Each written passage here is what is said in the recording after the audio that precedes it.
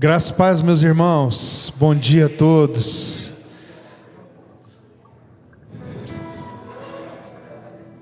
Hoje, de tantas coisas que poderíamos compartilhar, principalmente nutridos em um ambiente de muita vida, liberada pelo nosso Senhor, e em tantas palavras que temos ouvido, tanto encorajamento que temos recebido dos nossos irmãos no dia a dia, tantos encontros especiais, tanto encontros pessoais quanto coletivos, tanto encontros de comunhão quanto encontros de instrução, encontros de adoração. Tanta verdade do Espírito vai sendo transferida para dentro de nós. Nós poderíamos então compartilhar sobre tantas coisas, né?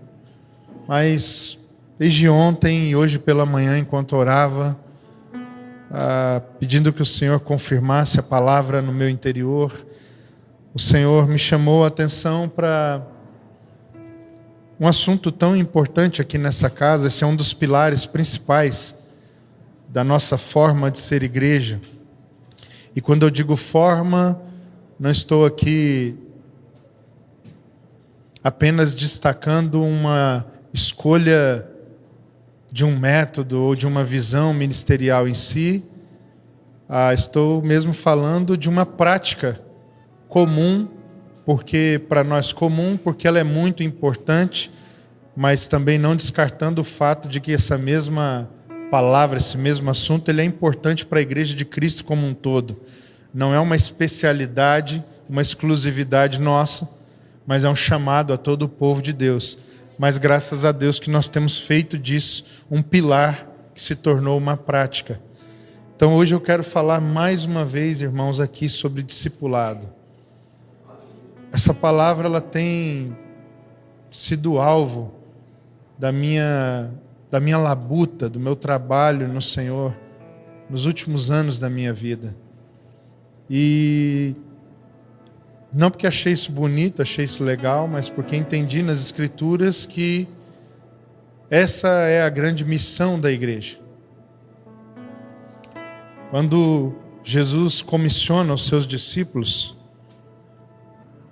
naquilo que comumente chamamos de grande comissão, em Mateus capítulo 28, Jesus entrega a sua autoridade e ele diz que toda a autoridade lhe havia sido dada, e por causa disso, ele dá essa autoridade.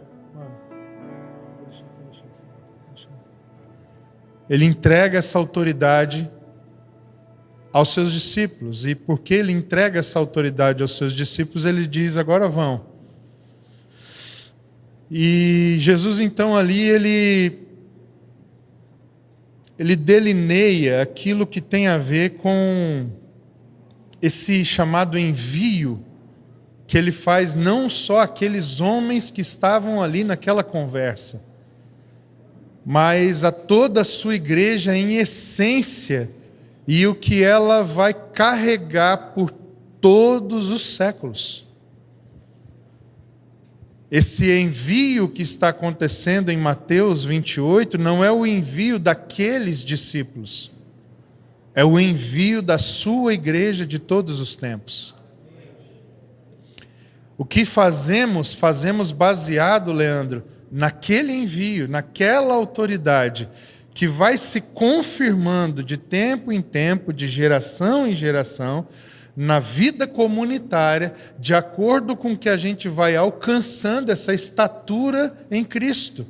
Então o Espírito vem e reconfirma aquele envio que nos fez nascer. Então, existem dois envios na vida cristã. O envio para ser, para nascer, para ser constituído. E o envio para assumir uma responsabilidade missional num determinado momento da caminhada. Esses dois envios, eles são, na verdade, as duas faces de uma mesma moeda, que tem o seu poder essencial na missão, na vida e na missão do nosso próprio Senhor. Amém? E dentro disso, quando ele envia esses discípulos, ele crava um centro, um clímax desse envio no comissionamento da igreja para fazer discípulos de todas as nações. Vocês estão comigo?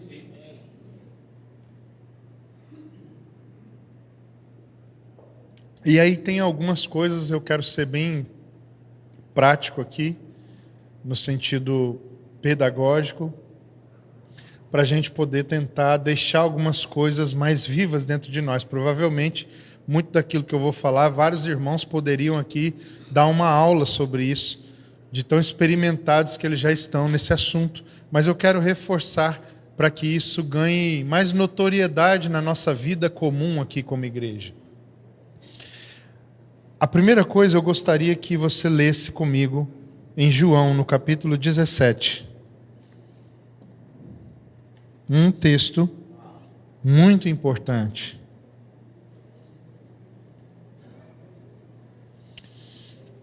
Para muitos, João 17 é o centro da Bíblia.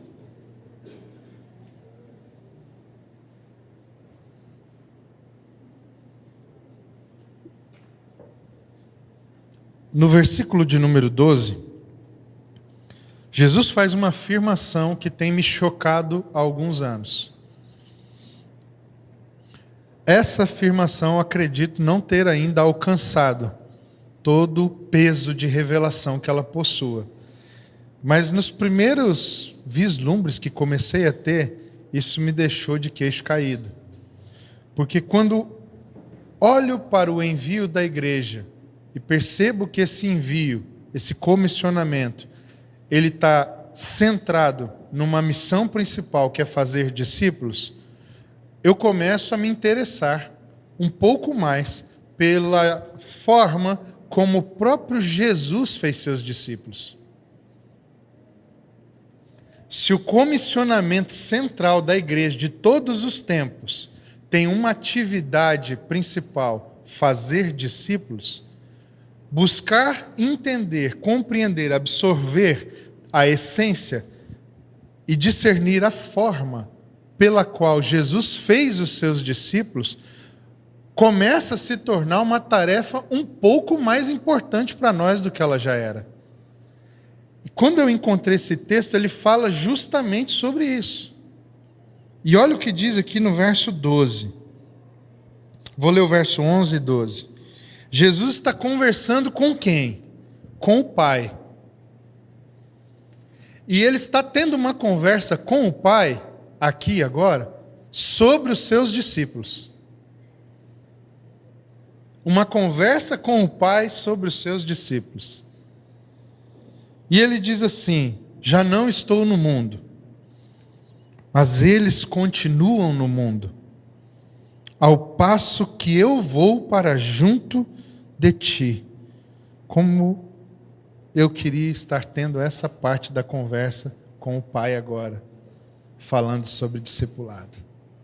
E ele diz: Pai Santo, guarda-os em teu nome que me deste, para que eles sejam um, assim como nós. A primeira coisa, deixa a sua Bíblia aberta. O alvo do discipulado de Jesus está dado. Qual era o principal objetivo de Jesus ao discipular os homens que ele escolheu? Os primeiros. Torná-los um. Porque, irmãos, a unidade dos filhos de Deus é a única forma de cumprirmos o seu propósito eterno. Porque o homem que nasceu como Deus encarnado, ele não é um indivíduo. Ele é uma pessoa que pertence a uma unidade coletiva. O homem que é aquele em quem deu-se o sentido inicial de toda a fé, de toda a criação, de todo o ordenamento da vontade do Eterno, em toda a história, ele não é um homem em si mesmo apenas. Ele é um homem pessoal, inserido, que pertence a uma unidade coletiva chamada Trindade. Ele é o Filho. Mas enquanto Filho, pessoa, ele não está desvinculado da essência divina. Ele é Deus. Ele é Deus. E é louco porque o mistério da Trindade, Daniel, é a fonte do alvo do nosso discipulado. É Jesus quem está dizendo isso, não sou eu. Guarda-os, porque agora eu não estou mais lá. Por que ele precisa que ele os guarde se ele não está mais lá?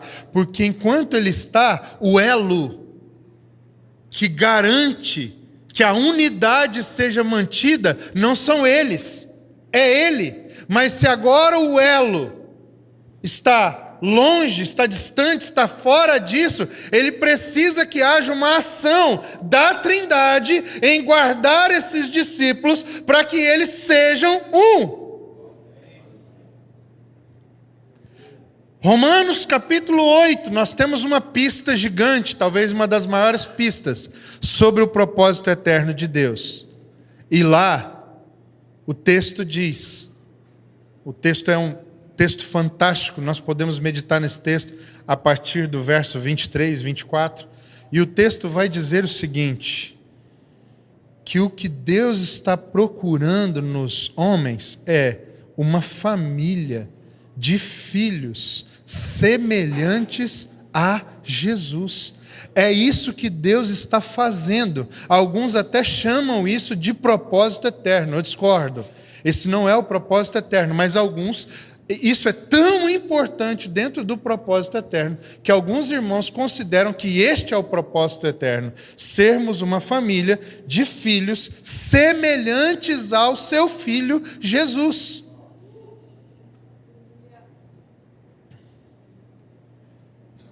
Então presta atenção nisso. Se nós formos filhos semelhantes a Jesus, o que seremos?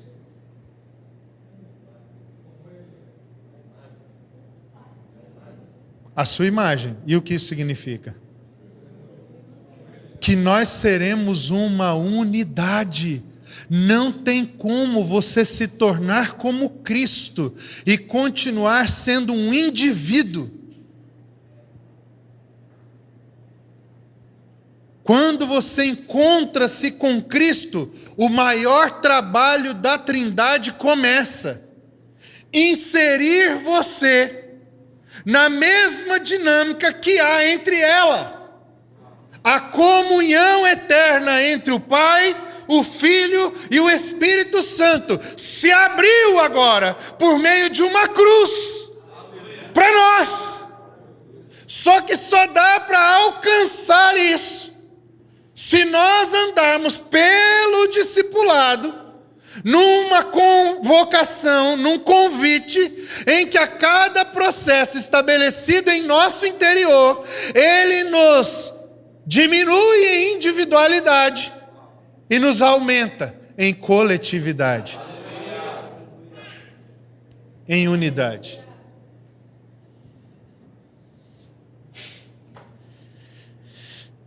Às vezes, irmãos, o maior desafio do nosso discipulado é que nós temos ainda muitas coisas que são exclusivamente nossas.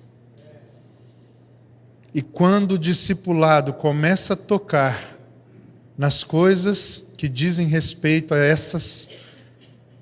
esses individualismos, nós começamos a colocar muralhas entre nós e os nossos irmãos. Nós precisamos definir no que cremos. Se cremos na palavra de Deus, irmão, precisaremos entrar nesse lugar, onde não só a minha disposição em fazer algo por alguém, mas a em ser algo com os meus irmãos, seja a base da nossa relação, da nossa comunhão. Você consegue entender? Nós paramos em opiniões carnais, caídas. Nós paramos em achismos, irmãos. Muitas vezes nós temos visto e vivido, eu não estou falando do que eu vejo no outro, que eu vejo em mim mesmo.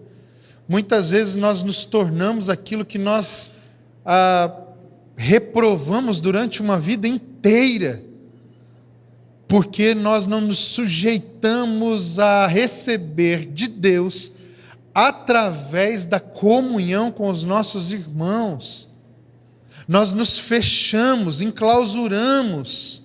E aí, irmão, a porta da Trindade, ela não pode ser uma porta que você entra e sai quando você quer, do jeito que você quer. E aqui nós temos uma confusão, porque um novo e vivo caminho nos foi aberto pela fé em Jesus.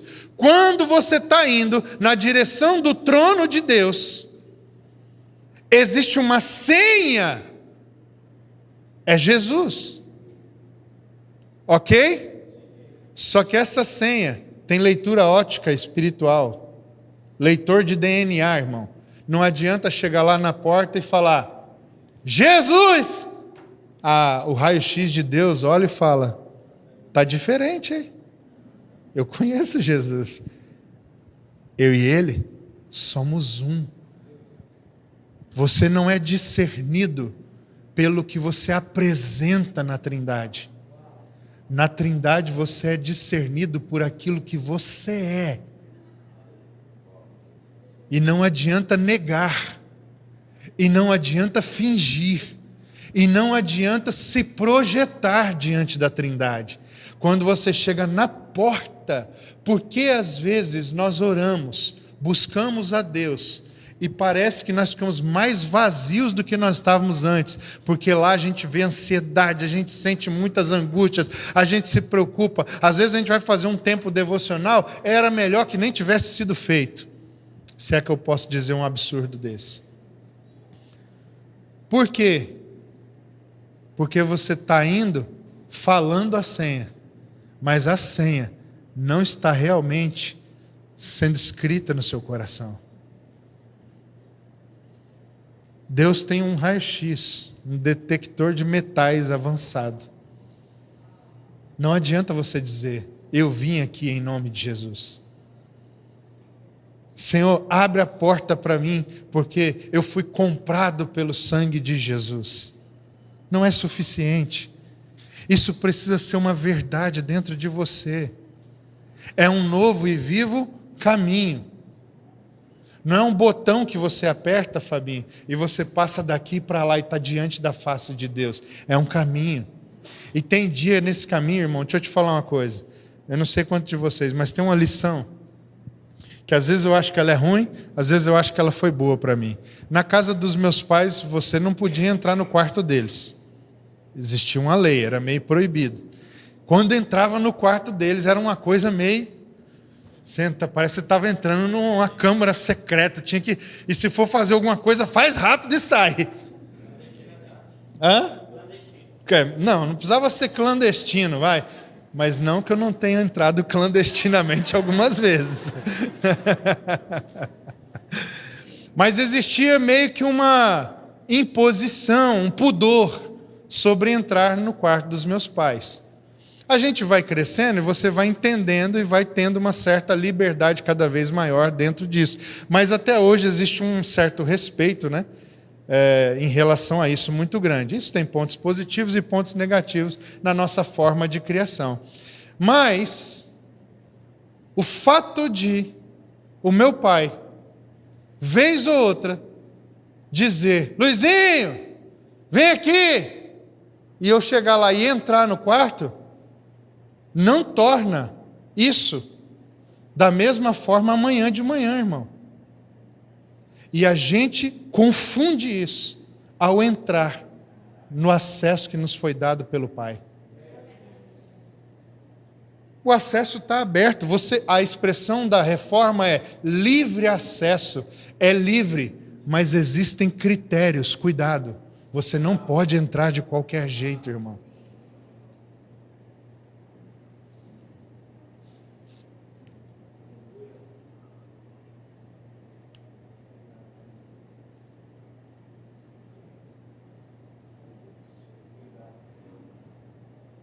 Não tem como entrar no quarto do Pai de máscara,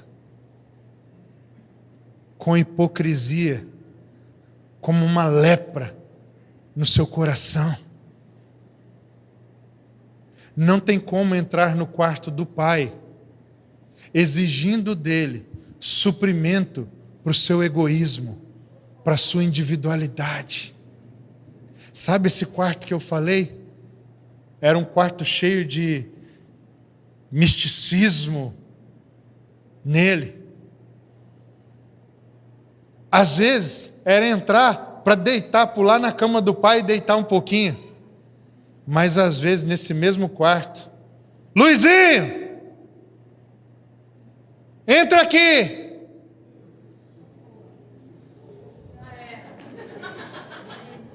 Meu Deus do céu. Aquele quarto que eu mais desejo entrar, que eu mais quero ter acesso, agora é o quarto da minha angústia, do meu medo, da minha correção. Você entende? Irmão, cuidado. Livre acesso ao Pai exige uma disposição de quem nasceu de novo. Você não é mais você. Agora você precisa ser Cristo. Cristo, o homem coletivo, que só tem vida em unidade, porque a vida dele é a vida do seu Pai. Você consegue entender isso? Mas o texto continua, e é de fato sobre isso que eu quero chamar a sua atenção. Assim como nós, esse é o padrão. Verso 12, quando eu estava com eles, são 2 momentos de discipulado. Agora que eu não estou mais, e quando eu estava. Olha que coisa linda. Quando eu estava com eles, guardava-os no teu nome. Por que ele pede para o Pai guardar quando ele não está mais? Porque quando ele estava, ele guardava. O elo de ligação entre homens que estão sendo chamados à comunhão e o homem que garante a unidade perfeita da comunhão transbordante da Trindade. E aí ele diz: guardava-os no teu nome, que me deste, e protegi-os, e nenhum deles se perdeu, exceto o filho da perdição, para que se cumprisse a Escritura. Qual é o destaque central que esse texto mostra sobre o padrão de discipulado que o nosso Senhor Jesus praticou? A premissa que me toca aqui, eu tenho tentado investigar isso, mergulhar nisso, ela é muito objetiva, mas ela é muito profunda. Ela é simples, mas ela é muito profunda, porque Jesus está revelando o padrão de discipulado que ele estabeleceu. E o padrão de discipulado que Jesus pratica é o padrão de discipulado que o foco, o alvo, é o discípulo e não o discipulador. Não há, pastor Isaías, autopreservação nenhuma no modelo de discipulado de Jesus para discipuladores. E essa palavra sobre discipulado, eu preciso primeiro, irmãos, falar aos irmãos aqui dessa casa que são discipuladores ou que cooperam para a prática de um discipulado, os irmãos maduros, o nosso time de liderança, os diáconos dessa igreja. Irmão, deixa eu dizer uma coisa para você: se a sua preocupação prioritária no discipulado é com você, com a sua reputação, com o que a pessoa está pensando sobre você, você vai fazer um discipulado baseado no padrão da igreja evangélica, mas nunca no de Jesus. Porque no reino de Deus, a autoridade, quem é possuído de autoridade, é quem se inclina e se doa e se torna vulnerável, para que o outro que é menor, que é ferido, que é enfermo, se levante com você, curado, sarado, restaurado. Quantas vezes, irmãos, nós temos visto na igreja o padrão de discipulado em que quem discipula é visto como num pedestal superior. Entenda isso, abre o parênteses, Ada. Uma coisa é reconhecermos o encargo, a graça, a unção de Deus na vida uns dos outros. Outra coisa é pensarmos que, como seres humanos, somos maiores uns do que os outros. Isso é completamente fora do Evangelho. Somos seres humanos. E aqueles que o Senhor habilitou para o serviço da igreja, seja qual for a sua função, eles são aqueles que, ao exercerem o seu serviço aos santos, eles o fazem pensando na edificação, no crescimento, no cuidado do santo, e não na preservação da sua própria vida. Só foi possível que Jesus discipulasse os seus discípulos, porque ele fez isso enquanto ele caminhava na direção da morte. E não era da morte deles, era da morte dele. A verdadeira autoridade para o discipulado, irmãos, maduros, ouçam isso, reside na sua caminhada na direção da cruz. Se o seu discipulado não é um convite para alguém andar com você enquanto você vai indo para a cruz, o seu discipulado é falso. O seu discipulado, ele é outra coisa.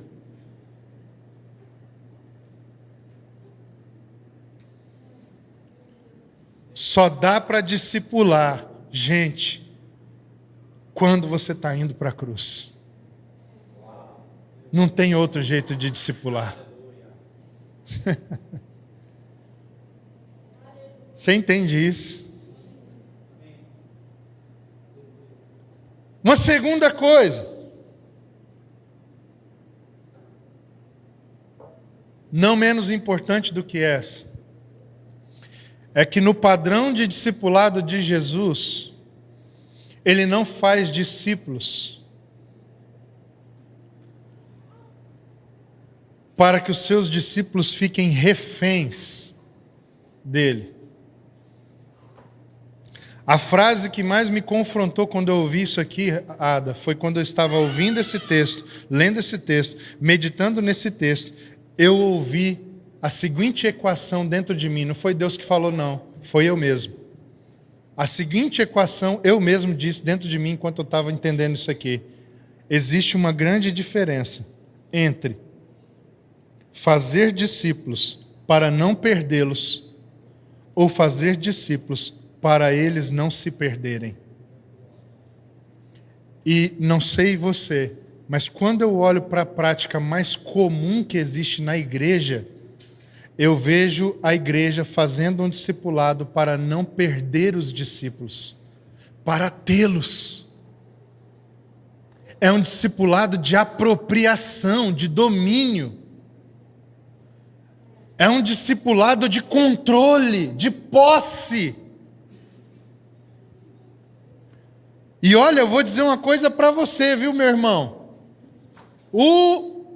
Os praticantes de tal discipulado, e não vou dizer que estejamos livres disso, mas aqueles que fazem isso com objetividade, com clareza, eles estão fazendo isso, irmãos, e eles são proativos, eles são pessoas planejadas, disciplinadas, intensas na prática de tal discipulado.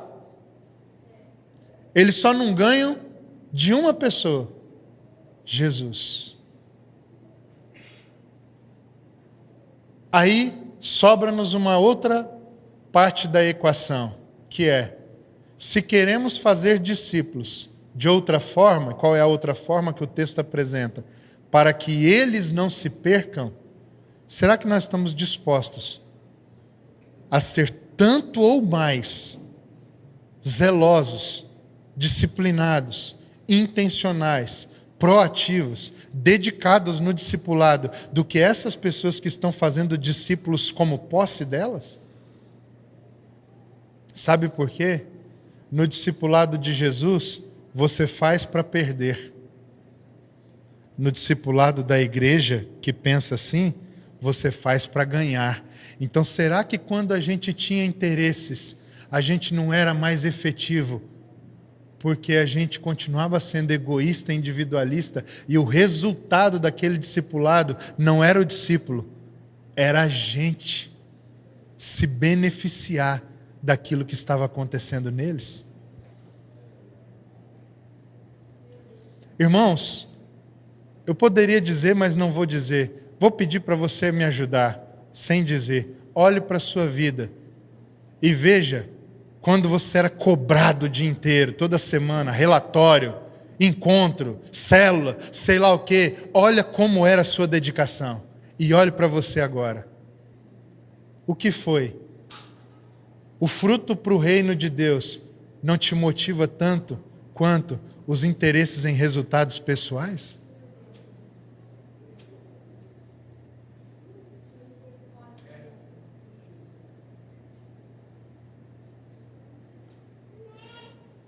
Porque se você olhar para mim, talvez você encontre brechas, você encontre fragilidades, debilidades, limitações e diga: cara, mas você também cansou. Ah, mas você também podia ter ido hoje e não foi. Mas se você olhar para Jesus como ele discipulava os seus discípulos, você vai falar o quê? Você é mais intencional? Você é mais zeloso na prática do discipulado? Você é mais ativo? Você é mais intenso?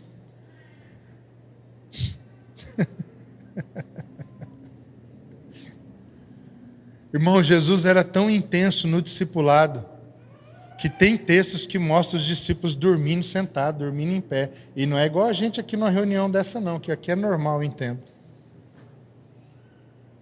Era no meio de um momento de agonia, de crucificação, de morte da alma, de enfrentar Satanás. Imagina você numa casa, o diabo aparece, começa a apavorar todo mundo, você deita e dorme no chão. Alguém que consegue dormir na presença do diabo, manifesto, em um ataque, está com sérios problemas, irmão. O discipulado de Jesus não era brincadeira não, cara. Jesus caminha com os discípulos, há um texto de João 6, em que ele tem um dia violento de atividades, de coisas, chega no final do dia, já escuro, ele despede seus discípulos num barco para atravessar o mar. O que acontece? Você imagina, os caras estão no mar, atravessando o mar, vai todo mundo dormir, irmão, no barco. O que aconteceu? Para que rumo que aquele barco foi? Só Deus sabe. E Jesus foi fazer o quê? Orar. A noite inteira orando. Então, a alta madrugada, ele aparece, se apresenta para eles. Os caras estão tão brisados que eles acham que é um fantasma. O discipulado de Jesus era radical. O nosso é brincadeira de criança. Mas muitos de nós já nos movimentamos com muito mais comprometimento enquanto éramos escravos do que agora que julgamos ser livres. E aí, dentro do parêntese, eu vou abrir um outro parêntese. Irmão, você que veio de algum lugar para congregar nessa igreja, você não veio para Cacoal e nos conheceu. Você veio para cá para ser discipulado, para crescer.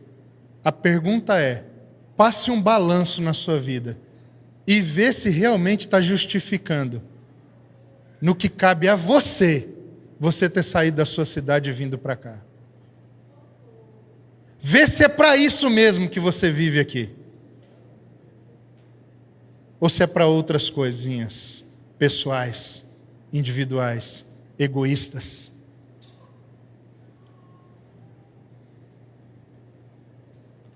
O discipulado de Jesus, Daniel, não era para tê-los. E é exatamente por isso que ele os tinha. Porque o amor é a base do discipulado de Jesus. E o amor torna o outro livre, não escravo. Irmãos, é tão sério isso, que Jesus teve alguns embates com os seus discípulos. E Jesus disse coisas, Alisson, que para mim, só alguém, primeiro, no que diz respeito a ele, eu não vou fazer nenhum comentário, é até desnecessário, é chover no molhado, em ele saber quem ele era, em saber o que ele estava fazendo, em saber que forma usar para poder tocar os seus discípulos, não vale nem consideração, mas no que diz respeito na relação dele com os seus discípulos, para dizer algumas coisas que Jesus disse, só se você estiver completamente convicto de o que você está fazendo e propondo é por amor ao outro e não a si mesmo. Essa palavra é muito dura. Assim todos vão te abandonar. Vocês podem pegar as coisas de vocês e ir também. Mas se fosse um de nós aqui, talvez diria, você que sabe, viu? Se você for, você vai se arrepender. E se você for, depois a coisa vai ser diferente, quando você quiser voltar. Por quê? Porque o nosso discipulado, muitas vezes, não é um discipulado de amor derramado, mas é de investimento estratégico. Eu estou pensando em mim, não é em quem eu discipulo.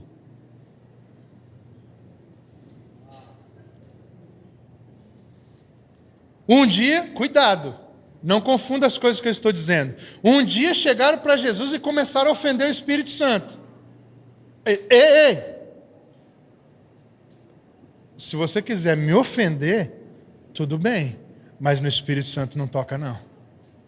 Há uma proteção. Eu não estou dizendo, faça o que você quiser e um bom discipulador suportará isso e tolerará isso. Mas o coração sabe que a única coisa que deve ser protegida de fato é a nossa unidade.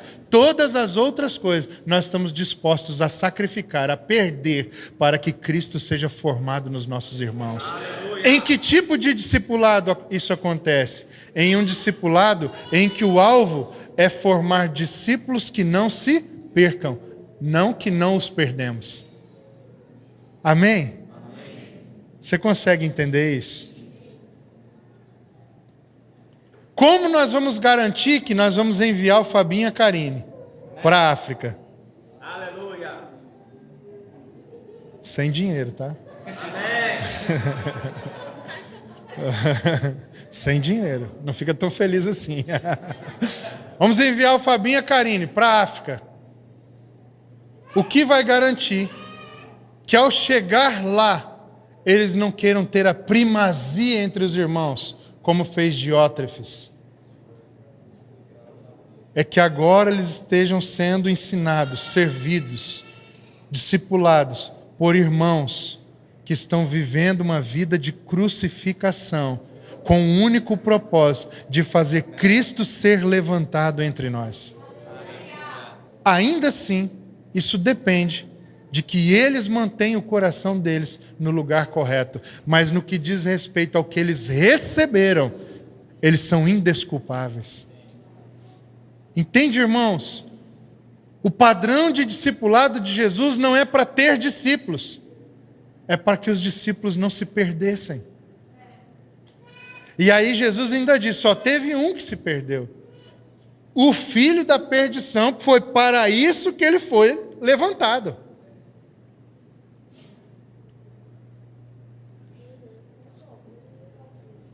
Essa é a segunda coisa que eu gostaria que você entendesse.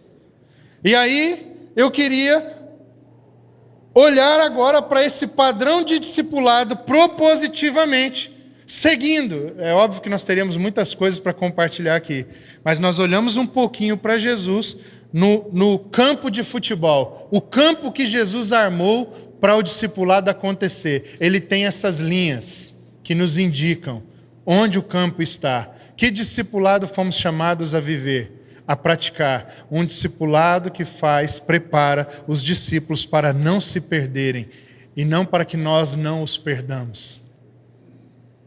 Você está aí? Agora olha o que os discípulos, os apóstolos fizeram a partir disso. 1 João, capítulo 1, versículo 1. Nós vamos ler 2 textos. E aí eu encerro. Um outro dia a gente fala mais sobre isso. João 1.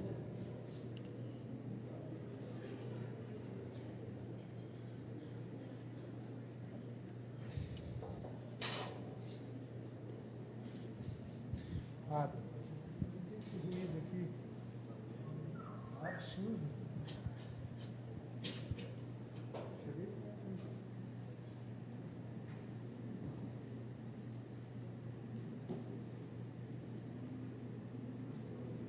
É na de baixo, não é?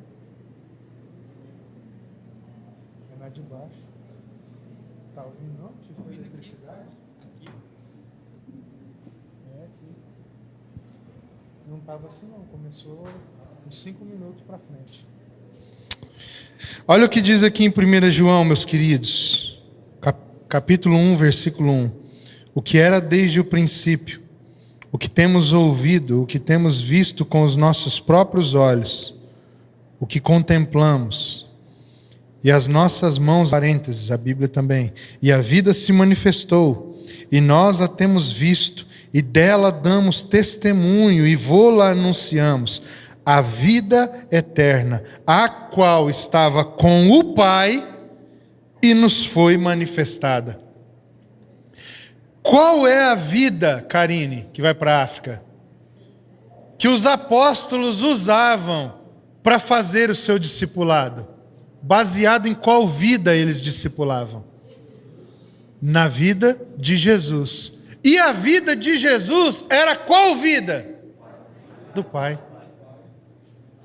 Olha que lindo. O que é necessário, Daniel, para que a vida do Pai seja a vida dos discípulos? Unidade. Por isso Jesus tem um alvo no discipulado. Guarda-os para que eles sejam um. E para que eles fossem um, Ele os guardou e os protegeu. E que discipulado Ele fez para fazer isso? Um discipulado que leva o discípulo a estar pronto para não se perder. Uau! Isso é muito profundo. E agora João, pastor Isaías, está dando testemunho de como os apóstolos discipularam esse padrão de discipulado de Jesus. E aí ele diz, o que era desde o princípio, o que temos ouvido, visto com os nossos próprios olhos, o que contemplamos e as nossas mãos apalparam com respeito ao verbo da vida. E aí ele diz o que é essa vida. E volta no 3. O que temos visto e ouvido anunciamos também a vós outros, para que vós igualmente mantenhais comunhão conosco. Ora, a nossa comunhão é com o Pai, o seu Filho, Jesus Cristo. Estas coisas. Filipenses capítulo 4 diz assim. Isso aqui eu não estava, mas os irmãos me compartilharam que o Rafa falou sobre isso um tempo atrás. O que também aprendestes e recebestes e ouvistes e vistes em mim, isso praticai. E, presta atenção, o que significa que isso é um condicionamento. É um condicionamento, assim como o condicionamento de Mateus 28, 19 e 20. E o Deus de paz será convosco. O que faz com que o Deus de paz seja conosco até o fim? É que o que nós aprendemos, recebemos, ouvimos e vimos, isso pratiquemos. Você está aí? É interessante, irmãos, que a palavra aprendestes é a palavra mantano. Essa palavra é uma palavra que eu tenho uma curiosidade sobre ela. Por quê? Ela significa aprender mesmo, não tem nada surpreendente nisso. Mas aprender, mantano, a palavra grega aprender, ela tem a ver com a formação de um hábito. Aprender aqui não tem nenhuma ligação com algo cognitivo, intelectual. Nada a ver. E é aqui que está o porquê eu gosto dessa palavra. Essa palavra grega tem a ver com um testemunho posterior ao estilo de vida de alguém. Por exemplo, você vê um jogador de futebol. Fala o nome de um jogador de futebol aí. Neymar? Não, jogador de futebol. Neymar agora já é mais um artista, né?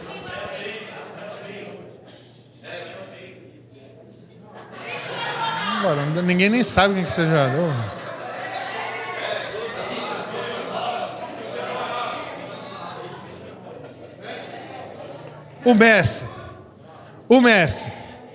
O Messi é um bom jogador? Imagina o pai do Messi tendo uma conversa com alguém que gosta de futebol.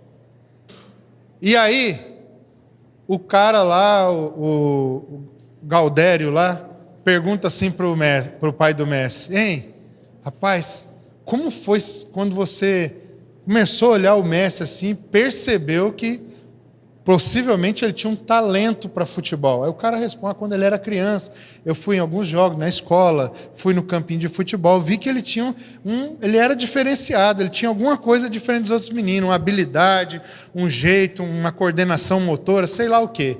E aí a gente pôs ele numa escolinha e tal, e aí foi investir nele, beleza. Aí, essa pergunta parece ser a mesma, mas ela não é a mesma, de perguntar: quando foi que o Messi aprendeu a jogar bola? Por quê?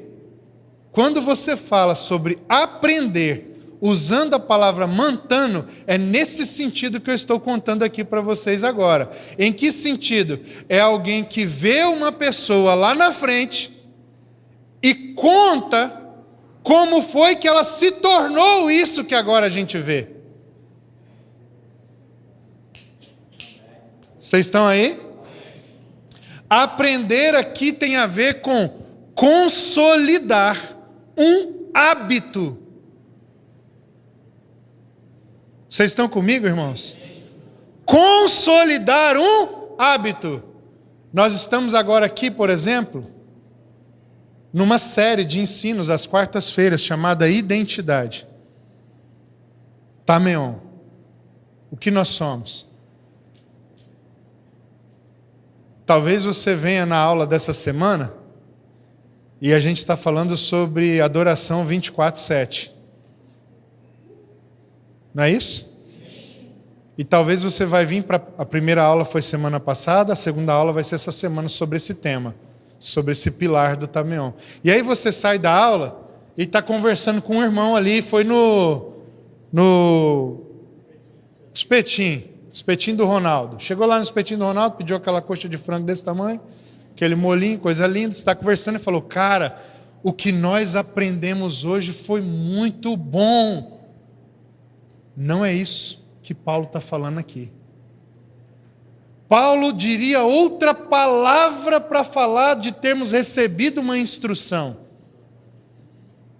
Aprendeu aqui é um processo de exposição de um tempo em que você estabelece uma busca constante para absorver aquilo em sua vida. E ao absorver aquilo em sua vida, você vai se tornar um praticante daquela verdade. Aí, para esta palavra que Paulo usa, você pode ser chamado de alguém que aprendeu.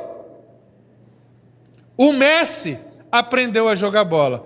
Talvez você só foi numa escolinha. Você está aí?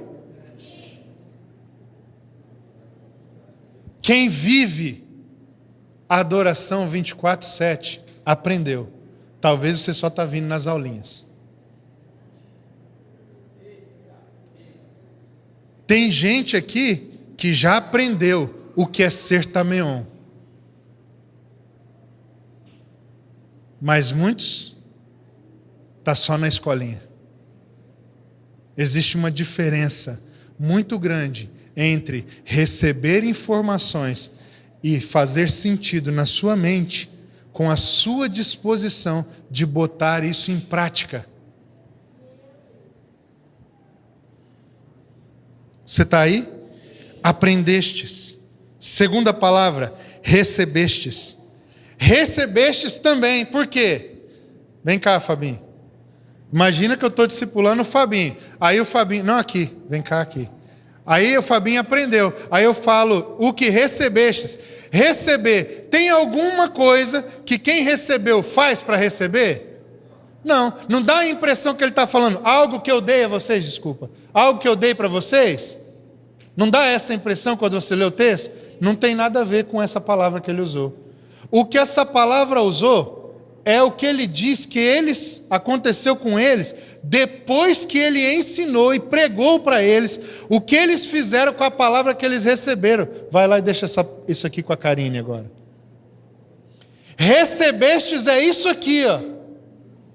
É quando depois de ouvir, eles saíram carregando aquilo que eles ouviram dentro deles.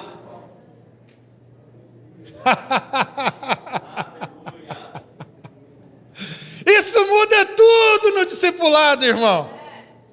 É tomar e levar consigo para onde você for. Às vezes a gente está recebendo a palavra, até a Bíblia mesmo. Às vezes a tua Bíblia está lá na sua casa, mas você nunca recebeu ela. Você ganhou ela, mas não recebeu. Por quê? Porque você deixa ela obsoleta, sem uso. Mas quem recebeu, discipulado, tomou e carregou para onde foi. Você está aí? Ele usa a palavra ouvistes.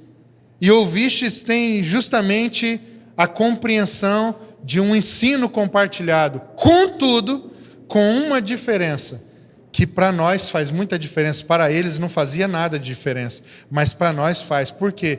Porque hoje é possível ouvir algo de alguém sem ouvir algo de alguém. Naquela época isso não era possível. Era possível, mas não da forma como é hoje. Hoje, com as redes sociais, com a tecnologia, irmão, por que no Tameon nós temos vários ensinos, várias escolas, vários materiais que não ficam disponíveis para as pessoas no YouTube? Porque ouvir aqui significa receber da presença de quem fala. Nunca vai ter o mesmo efeito o mesmo impacto, principalmente no discipulado, que julgo ser impossível, você receber uma mensagem, seja da própria pessoa, ou receber da pessoa a mensagem. É preciso estar junto. A comunhão intrínseca, ela exige presença, ela exige afetividade, irmãos. Vocês estão aí? E por fim ele usa a palavra vistes, a palavra eido. A palavra vistes é uma palavra que ela pode ser usada como visão, ver, perceber no sentido mais comum, que é muito boa para isso, mas ela tem a ideia de conhecimento. O que vistes é o que conhecestes aqui. O que vistes em mim tem o sentido de discernir, pastor Josa. Tem o sentido de que o discipulado de Paulo, ele se oferece ao ponto de quem o é discipulado por ele pode julgá-lo. Pode discerni-lo. O que garante um discipulador que se expõe ao ponto de manifestar a sua vida com tamanha transparência e integridade, que o pequeno discípulo que está em formação se torna com poder, com autonomia, de julgar quem está discipulando, de discernir quem está discipulando. Só se o modelo de discipulado que ele aderiu é o de um homem que está caminhando para a cruz.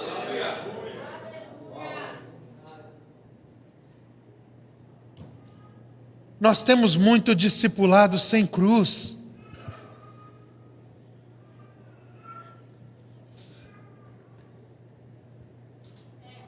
O que vocês discerniram em mim?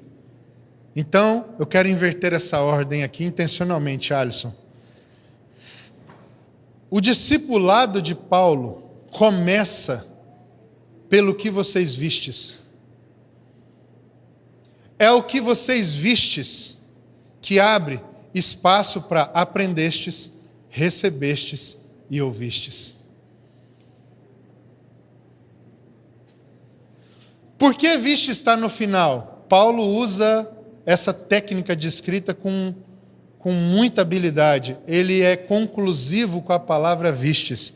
Porque a palavra vistes, ela está dentro como uma métrica avaliadora de todo o processo que ele descreve. A palavra mais importante dessa dinâmica discipuladora apostólica aqui é a palavra vistes. Por isso ele conclui com ela, para mostrar para quem recebe essa carta que aprendestes, recebestes e ouvistes fazem parte do que é vistes. Você está aí?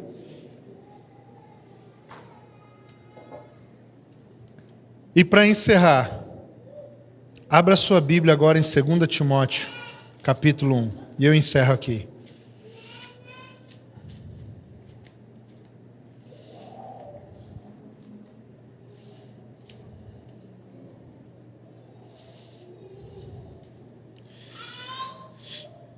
Nós temos muita vaidade ainda nos nossos discipulados. Nós precisamos ser purificados nisso. 2 Timóteo 1. Basicamente, nós começamos aqui falando... Irmãos, vocês estão aí? Sim. Nós começamos aqui falando sobre a postura necessária para um discipulado adequado de quem discipula. Agora nós chegamos num ponto que já pega os dois lados. O discipulador e os discípulos, no padrão de discipulado apostólico. E eu quero concluir falando agora de uma exigência apostólica, no padrão das Escrituras, do discipulado de Jesus, para quem quer ser discipulado. E aqui agora eu falo a todos os discípulos que estão nessa casa. Isso agora não é para discipuladores, não é uma dupla via entre discipuladores e discípulos, agora é uma palavra exclusiva para nós concluirmos aqui. Sem isso aqui que eu vou dizer, é impossível que haja qualquer tipo de discipulado. Essa é a exigência se você quer ser discipulado. Capítulo 1, versículo 17. Eu vou ler do 15 para contextualizar vocês. Está ciente de que todos os da Ásia me abandonaram. Dentre eles cito Fígelo e Hermógenes. Conceda ao Senhor misericórdia à casa de Onesíforo, porque muitas vezes me deu ânimo e nunca se envergonhou das minhas algemas. Antes, verso 17, tendo ele chegado a Roma, me procurou solicitamente até me encontrar. Esse cara estragou a nossa vida. Um homem chamado Onesíforo destruiu o nosso comodismo em ser discipulado. Porque esse cara aqui, ele é citado como um dos cooperadores do apóstolo Paulo na missão. Ou seja, presta atenção, não se perde. Isso, se você não entender isso, nada do que eu falei antes vai fazer sentido. Se nós poderíamos falar de discipulado, pastor Isaías, em compartilhamento de maturidade espiritual para a formação de Cristo, nós estamos falando do crescimento de alguém. Amadurecer aqui é crescer. E qual é a altura que um discipulador pode levar seu discípulo? A altura que ele tem. Porque eu não tenho como te fazer, por mim mesmo, alcançar uma altura que eu mesmo não alcancei. Eu só posso te compartilhar aquilo que eu recebi, o que eu recebi do Senhor. Você está aí? Agora, o que eu tenho para compartilhar pode ativar em você um caminho em que você cresça espiritualmente mais do que eu. Eu, no que cabe a mim, nos meus recursos espirituais, eu não tenho como dar a alguém mais do que aquilo que eu sou, que eu alcancei. Mas isso não quer dizer que você está circunscrito a mim, a não ser que o meu discipulado seja o para não te perder. Você está aí? Está conseguindo entender? Me acompanha, gente, por favor, minutos finais.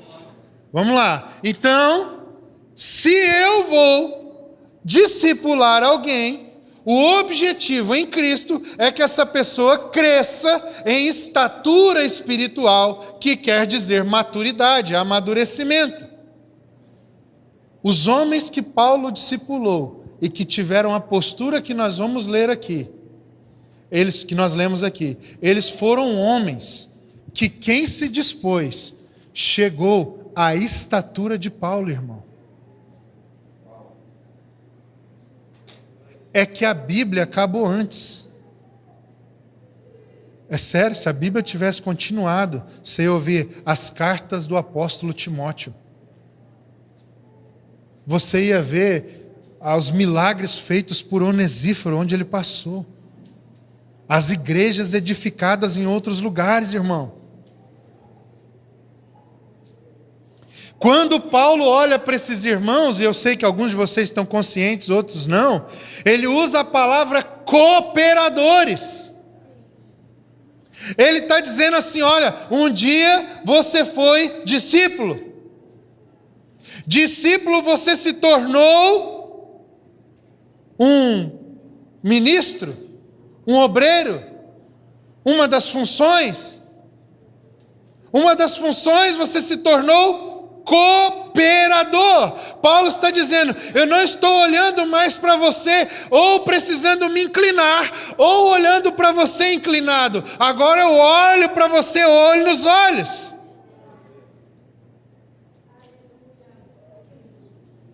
O que foi que garantiu, no que diz respeito a Paulo, que fosse possível entregar tudo para que um bebê, anos depois, fosse olhado por Paulo, olho nos olhos espiritualmente, e ele discutisse as coisas que ele havia recebido do Senhor sobre a igreja, como eles fariam aquilo juntos? É que Onesíforo se estabelece como um padrão de discipulado apostólico no discípulo. É que quando ele, irmãos, poderia ter deixado Paulo, poderia ter corrido, abandonado Paulo, o verso 17 mostra que esse homem tinha uma fome insaciável de alcançar a medida que Cristo havia chamado ele para ter. A fome de ser discipulado. Cara, Roma era uma cidade, nessa época aqui, vamos lá, 500 mil pessoas. Hã? Estou exagerando assim, talvez 250 mil pessoas, 500 mil pessoas. Paulo estava preso num lugar. As pessoas não sabiam direito onde era. Não tinha GPS, irmão. Não tinha nem mesmo uma forma dele se localizar. E se tivesse, ele não podia usar. Por quê? Porque não era inteligente, recomendável a nenhum discípulo que deixasse a guarda romana ficar sabendo que ele estava associado a Paulo de alguma maneira. Então, ainda assim, para achar Paulo, tinha que ser escondido. Ele não podia sair de bar em bar, de prostíbulo em prostíbulo em Roma, perguntando: onde é que tem uma cadeia aqui? Onde é que fica a cadeia da cidade? Porque alguém perguntaria para ele: você precisa ir lá? Você conhece alguém? Então, alguém já... Opa, guardas! Porque essa era a cidade de Roma, essa era a cultura de Roma. Então o Onesíforo deve ter conversado, deve ter perguntado. Mas o que o texto bíblico aqui diz, irmãos, basicamente é que, como é que está na sua Bíblia? Na minha que eu li, você viu a palavra... Persistência? Diligentemente é literalmente a palavra grega. Mas a palavra grega, como ela foi escrita nesse texto, ela tem uma acentuação, uma ênfase, uma semântica que adiciona para a língua portuguesa a palavra muito. Então ele não foi só diligente, ele foi muito diligente. E eu vou usar uma palavra, agora é a minha tradução, para deixar claro para você o que foi que Onesíforo fez. Ele foi obstinado. Ele tinha uma decisão: eu vou para Roma, eu preciso ser discipulado, tocado, aperfeiçoado pelo irmão Paulo. E enquanto eu não achar esse cara, eu não vou desistir, ainda que isso custe a minha própria vida.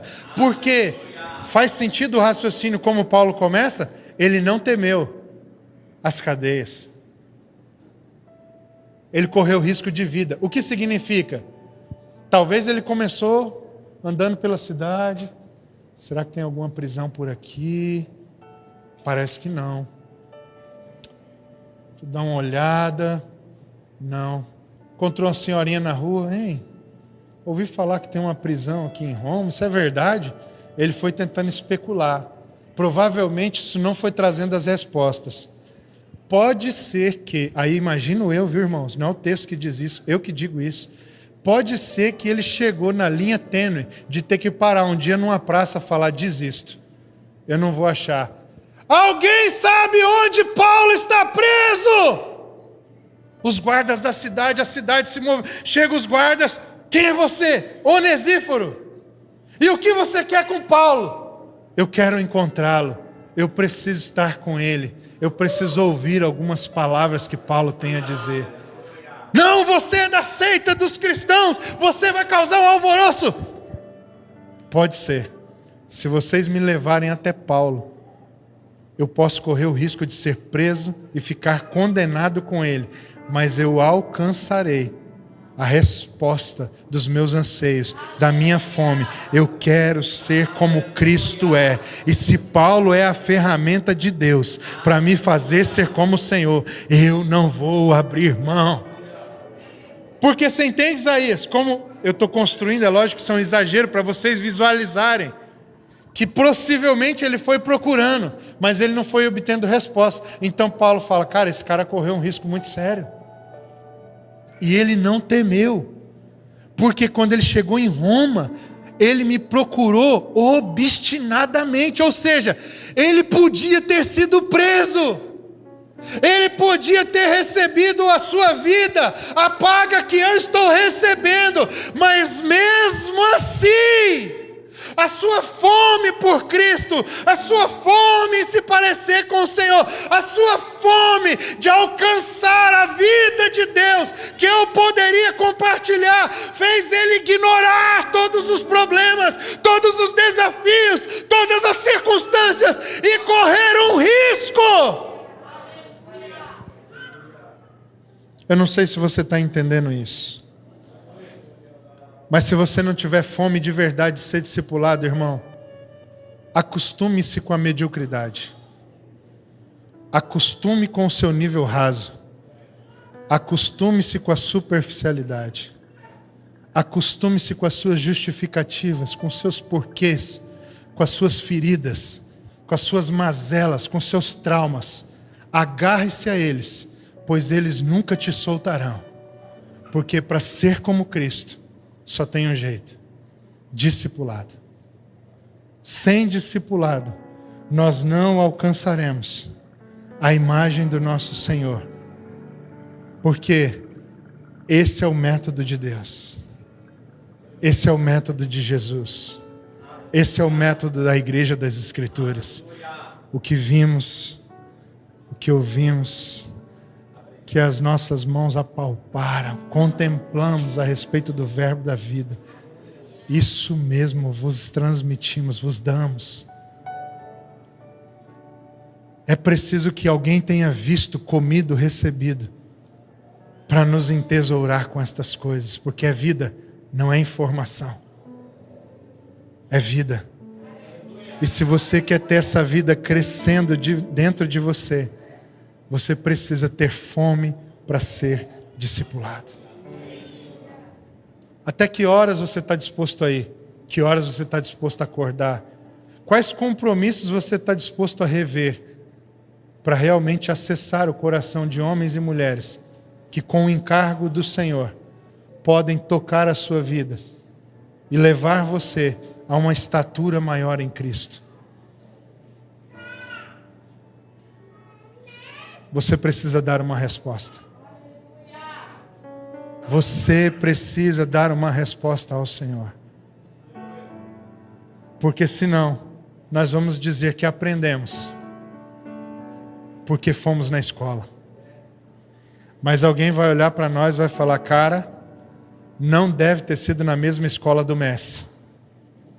Porque alguma coisa que foi transmitida a vocês deu uma diferença muito grande. Aí você vai lembrar desse dia e vai pensar, é que eu só fui nas aulas. Mas eu não ganhei um novo hábito.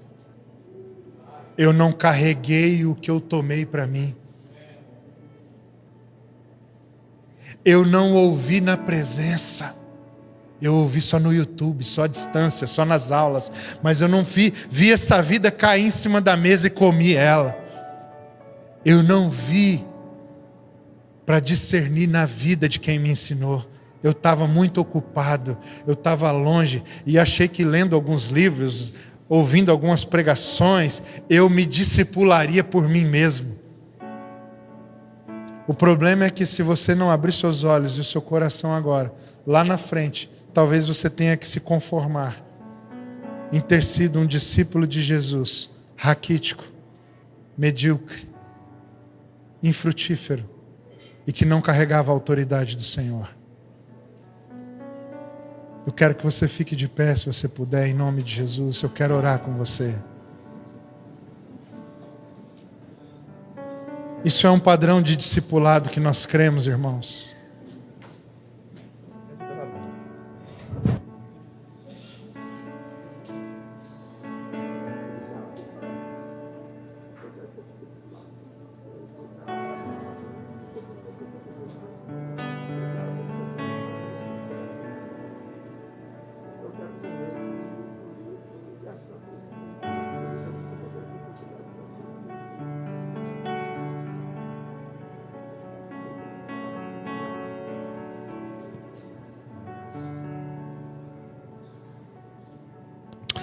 Pai, nós oramos nessa manhã, Senhor, como igreja.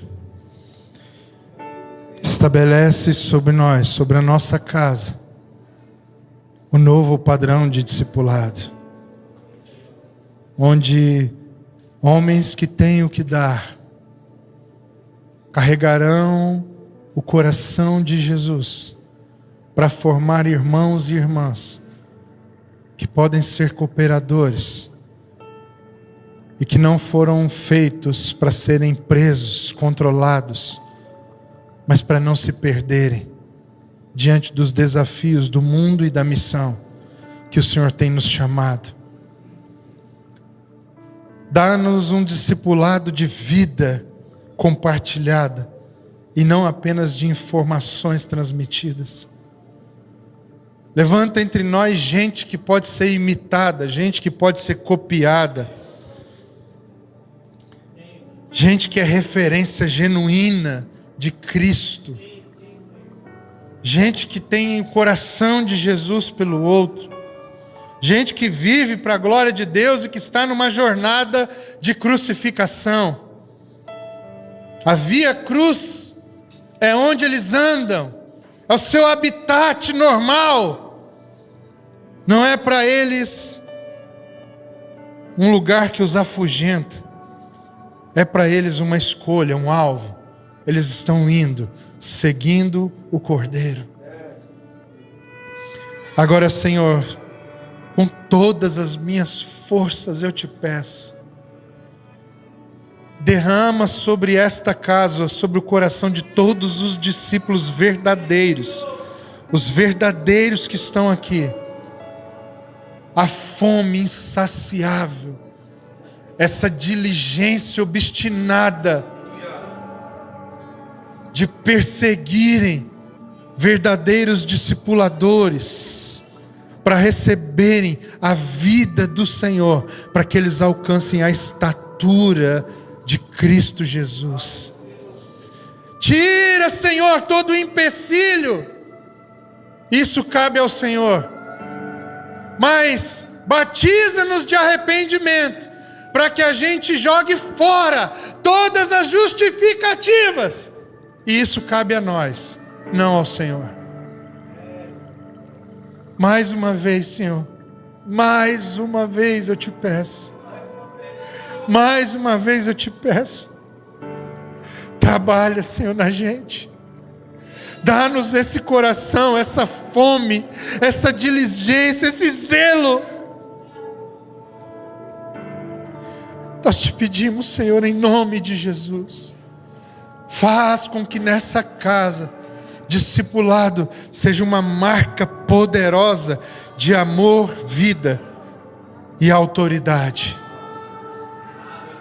Nós queremos enviar discípulos que são filhos cooperadores às nações. Nós não queremos enviar usurpadores, controladores. Nós não queremos liberar, Senhor, dessa casa homens e mulheres que querem ter a primazia entre os irmãos.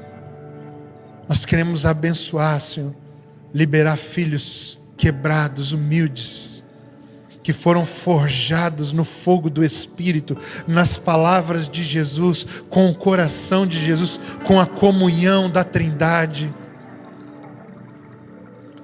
Nós oramos hoje, Senhor, com nosso coração cheio de vontade, desejo de andar neste caminho com o Senhor e com os nossos irmãos. Essa é a nossa oração. Em nome de Jesus. Amém.